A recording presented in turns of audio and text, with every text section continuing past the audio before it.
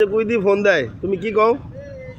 আমি আগে কই আসসালামু আলাইকুম, কই দি কই ওয়ালাইকুম সালাম, তারপর মই yes ma'am strike on the English ওরা ইন বাংলাদেশ টাই okay okay room number 10401 thank you ma'am. এই গেলাম যা দায় ঠকা দিলাম, ঠকা দেওয়ার পর ঢুকলাম, ঢুকে সেন্টুস দিচ্ছে, সেন্টুস দিয়ে এখন ঘাটার মধ্যে চিন্তা করছে তো স্টাইট হয়ে ইংরাজিতে করলো আরবিতে এত বোঝা যায় না।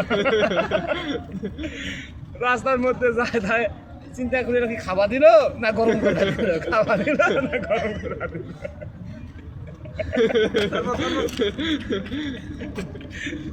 আবার গরম করে দিয়ে এখন চিন্তা করি দু চারটা খাই দেখি, খাওয়ার পর আবার চিন্তা করি রে বাবা রে তুই তো আবার সাইতে করতে দিব